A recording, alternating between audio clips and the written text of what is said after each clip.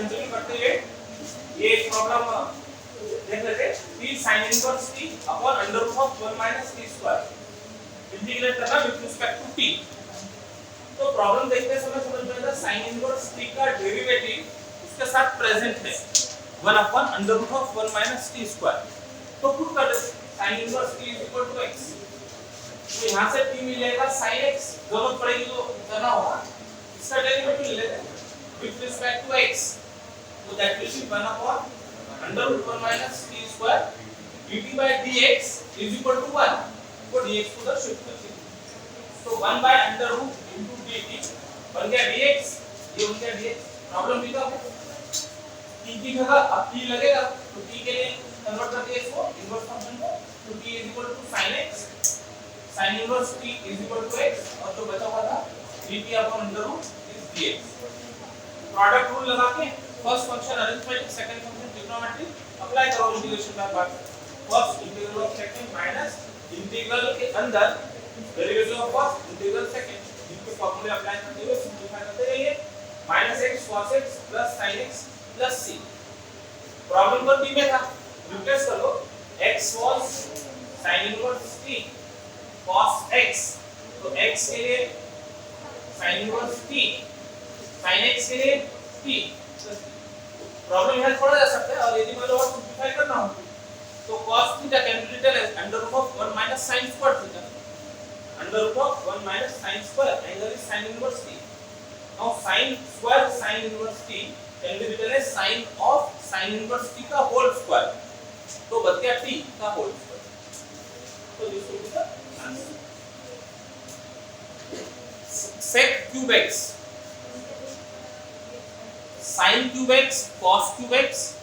tan cube x और cot cube x के integral इसके पहले हम पढ़ चुके हैं। जब वहां पर कोशिश कर रहे थे sec cube x की तो नहीं हो पा रहा था, वो यहाँ इंटीग्रेशन बाय पार्ट्स की हेल्प से कर पाएंगे। इसको कर देते हैं break, sec x into sec square x dx। दो फंक्शन में ब्रेक कर दिए। अब दो फंक्शन में ब्रेक करने के बाद दोनों यहाँ पर ट्रिग्नोमेट्रिक फंक्शन दिख रहे हैं, तो फर्स्ट और सेकंड डिसाइड करना हो तो ऐसे फंक्शन को सेकंड फंक्शन डिसाइड करना जिसका इंटीग्रेशन अवेलेबल हो। तो इंटीग्रेशन तो sec x का भी अवेलेबल है, sec square x का भी अवेलेबल है, तो किसका आसान है?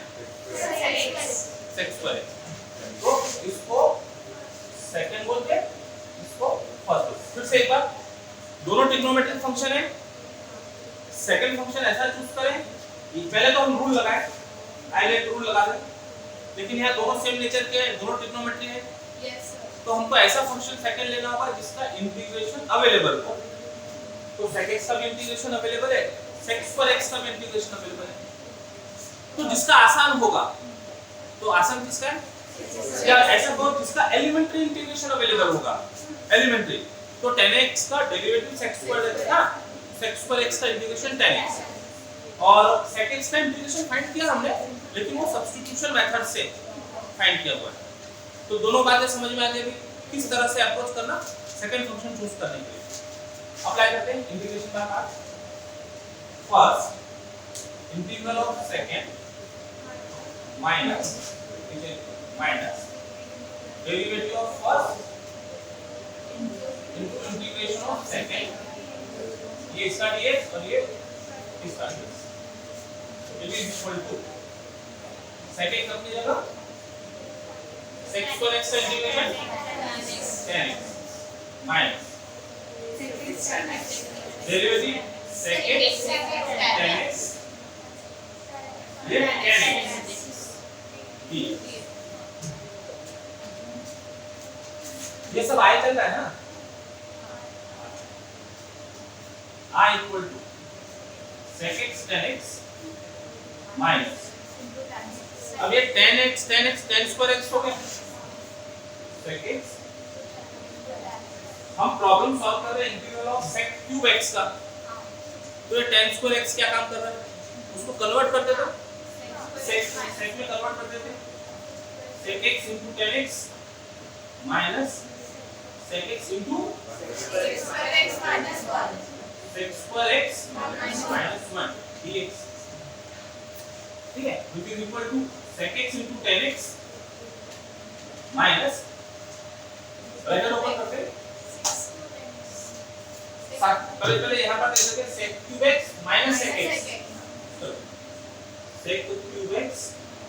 minus sec x dx, और अब इंटीग्रल भी अलग-अलग कर देते हैं लीनियर प्रॉपर्टी से, ये sec x into tan x minus integration of sec cube x dx minus minus plus integration of sec x dx, integration sec cube x r number 1, तो यहाँ आई है, ये सब आई चल रहा है ना, sec x into tan x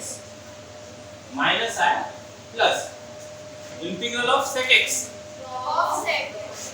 log of sec x plus tan x,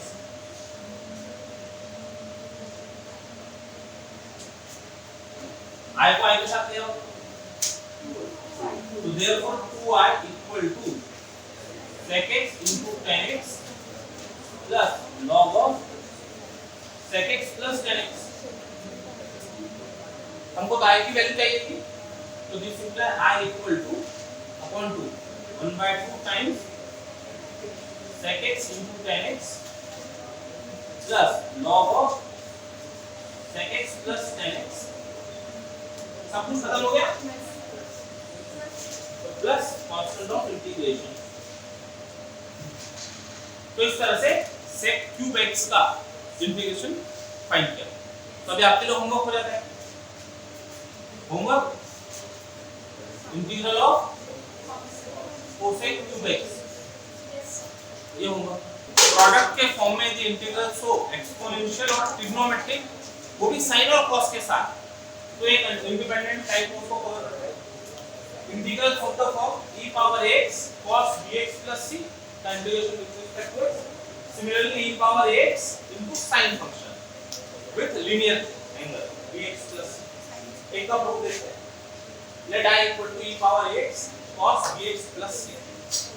लो टू product i late,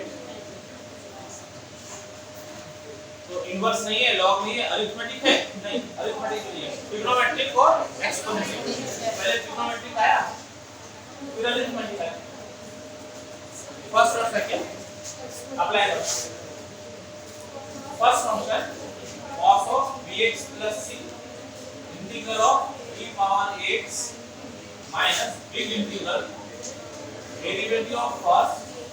cos bx plus c integral of second, ये वन और ये दिए, using integration by parts equal cos bx plus c e power x का integration e power x upon a minus big integral के अंदर cos का derivative minus sin bx plus c into b, chain rule लगेगा derivative के into integral of x upon a, ये दिए, this is equal 1 by a e power x cos bx plus c, ठीक से लिखिए, माइनस को बाहर ले लें, माइनस माइनस प्लस, कांस्टेंट को भी बाहर ले लेते हैं, तो plus b by a integration of sin bx plus c e power ax dx, अरे हमने शुरू किया था e power ax into cos function से, एक बार इंटीग्रेशन बाय पार्ट करने के बाद में वो बन गया e power ax sin bx plus c, तो आपने से फिर से इंटीग्रेशन बाय पार्ट्स, तो क्या समझ में आएगा, जब फिर से इंटीग्रेशन बाय पार्ट करेंगे तो उसके अंदर फिर sin का cos चलो ये इंटीग्रल मिल सकता है, अगेन ये सेकंड ये first, apply 1 by a e power ax cos bx plus c plus b by a, प्रति ब्रैकेट में काम करना पड़ेगा, first function sin bx plus c into integration of second minus integral derivative of first into integral of second, ये 1 ये dx और ये curly bracket it is equal to, अभी आगे तक चलते रहेंगे ऐसे 1 by a e power ax cos bx plus c plus b by a curly bracket के अंदर sin bx plus c बोलो e power x upon a minus integral के अंदर cos bx plus c into b a power x upon a dx और एक curly bracket बंद, ये curly bracket last में बंद, ब्रैकेट ओपन करना पड़ेगा is equal to 1 by a और लिखते समय ऐसा लिख लेते e power ax cos bx plus c upon a, ठीक है बात ओपन कर देते ब्रैकेट तो plus e power ax sin bx plus c upon a square और साथ में b भी है यहाँ पर b exponential sin upon a square, इसे लिखो b और ओपन करो आगे ये minus b by a b square by a square integral cos bx plus c into e power ax dx, bracket open करो, this integral is same as I starting integral number 1 तो उसकी जगह I लिख दो, इतना पूरा लिखो उसकी जगह I लिख दो I equal to e power ax cos bx plus c upon x plus b e power ax sin bx plus c upon a square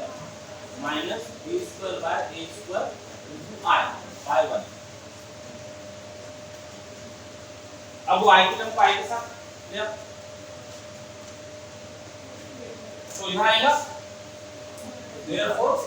1 plus b square by a square I common, वो इधर आके plus बन जाएगा I plus b square by a square into I common बचा जो expression है e power ax cos bx plus c upon a plus b e power ax sin bx plus c upon a square, इसका LCM a square plus b square upon a square into I equal to, इसमें से e power ax common ले ले a square भी common ले ले तो बचा क्या, यहाँ पर a बैलेंस करना पड़ेगा तो क्या हुआ a cos bx plus c plus b sin bx plus c, ठीक है ऐसा बोलो या एलसीएम ले लो, इसका एलसीएम ले लो तो इसका एलसीएम a स्क्वायर आ जाएगा और numerator will be like this, ये a स्क्वायर दोनों को डिवाइड तो therefore I equal to e power ax upon a square plus b square into a cos bx plus c plus b sin bx plus c, यदि मान लो इसका ये हो गया answer, example e power 2x into cos 3x dx, suppose ये question 1 mark की category के लिए आता हो 1 और 2 मार्क के लिए तो आप पहले रिजल्ट रिकॉल करो, we know that integral of e power ax दोनों तरीके बता देते, we know that integral of e power ax cos bx plus c dx, ये है इंटीग्रल है, इसकी जगह लिख सकते हैं e power ax cos bx plus c dx is equal to, ठीक है दिस वाज आया, ये फॉर्मूला तैयार, तो we know that this integral is equal to e power ax upon a square plus b square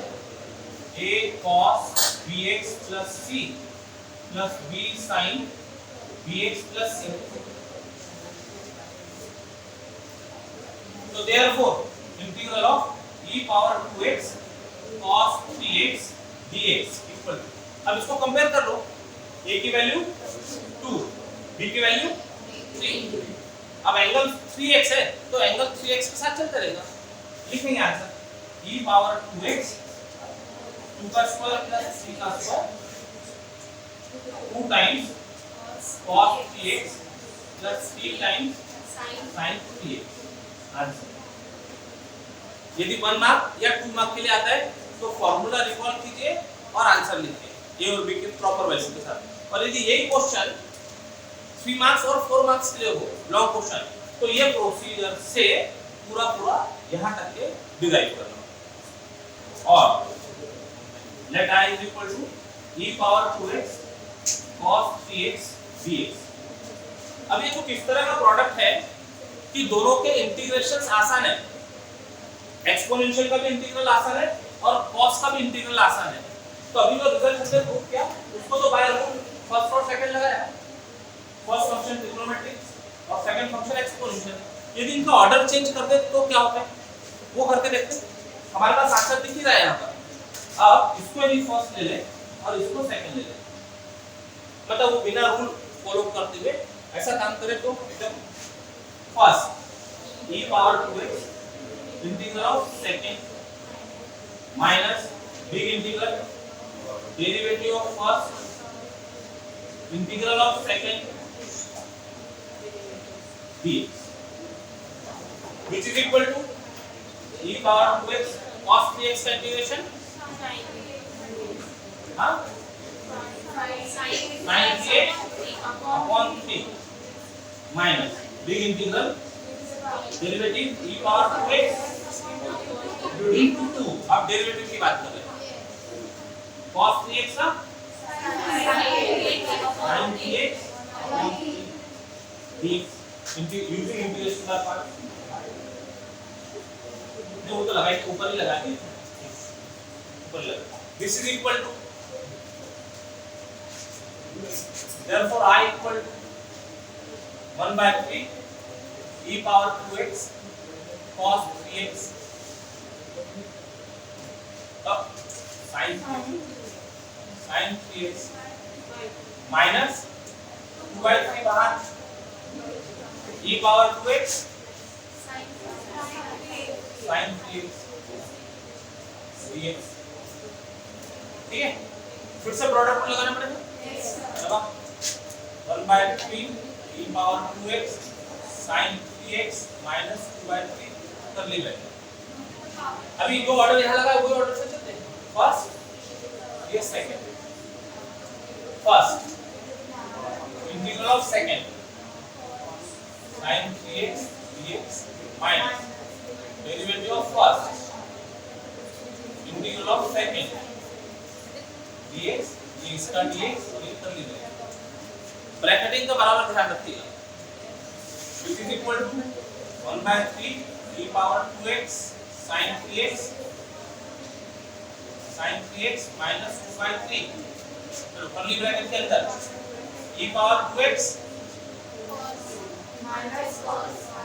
sin x का integration sin x का integration minus cos 3x minus integral के अंदर e power 2x into 2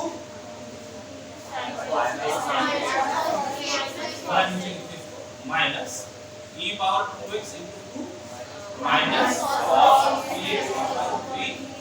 dx। ये पूरा solve होके ये result मिला और ये dx which is equal to 1/3 e power 2x sin 3x bracket open करते हैं minus minus plus 2/9 e power 2x cos 3x minus minus plus plus minus minus 2/3 4/9 integral e power 2x cos 3x dx। ठीक है, which is I इसको number मान दे। तो this is equal to 1 by 3 e power 2x sin 3x plus 2 by 9 e power 2x cos 3x minus 4 by 9 I by 1। Left side में आया है, ये करो I plus 4 by 9 आया, तो 1 plus 4 by 9 I, दो टर्म यहाँ बची है, तो इसमें से एलसीएम ले लो ना, एलसीएम ले लो 9, 3 और 9 का एलसीएम 9, तो यहाँ 3 से डिवाइड किया 3 आया, उसको न्यूमरेटर में मल्टीप्लाई करते हैं, 3 e power 2x sin 3x plus 2 e power 2x cos 3x, कितना हो गया ये 13 by 9 9 plus 13 by 9, 9 से 9 गाया, I इक्वल 13 डिवाइड हो जाएगा, e power 2x common 13, 3 sin 3x plus 2 cos 3x। अच्छा प्लस सी लगा देना लास्ट में, यहाँ पर भी प्लस सी लगा देना, लगाए सेम है क्या answer, e power 2x upon 13, 9 plus 4 13, 3 sin 3x plus 2 cos 3x। तो ये फॉर्मूला आया जब हमने फर्स्ट फंक्शन और सेकंड फंक्शन को रूल के हिसाब से लिया, राइट रूल के हिसाब से लिया, और ये अपने मन से फर्स्ट और सेकंड लेकर सॉल्व किया तो भी रिजल्ट सेम आया। इसका मतलब जो लाइट रूल है, LIATE रूल है, वो हमारे कन्वीनियंस के लिए दिया हुआ है, ठीक है ना, कि कन्वीनियंस है, यदि हम वो ऑर्डर से फंक्शन सिलेक्ट करें तो टाइम सेविंग होगी, टाइम सेविंग होगी। यहाँ पर प्रूव होता है कि बिना रूल अप्लाई किए भी प्रॉब्लम सॉल्व, लेकिन हर प्रॉब्लम सॉल्व हो जाएगी ये भी जरूरी नहीं, इसलिए फॉर कन्वीनियंस वो रूल फॉलो करना जरूरी हो जाता है। तो जैसे ये प्रूव कर लिया, इसी तरह से इसका प्रूफ अब आपके लिए क्लियर होगा, e power x sin bx plus c। तो एक बार जब इंटीग्रेशन बाय पार्ट करेंगे तो उसके अंदर cos के साथ टर्म आएगा एक्सपोनेंशियल, फिर से दूसरी बार लगाएंगे तो सीधा हो जाएगा, सेम पैटर्न से वो सॉल्व किया जा सकता है। और इससे रिलेटेड एक्सरसाइज 3.3 के क्वेश्चन नंबर 2 में जो भी प्रॉब्लम है, एक्सपोनेंशियल साइन या एक्सपोनेंशियल कॉस के प्रोडक्ट, ये होगा।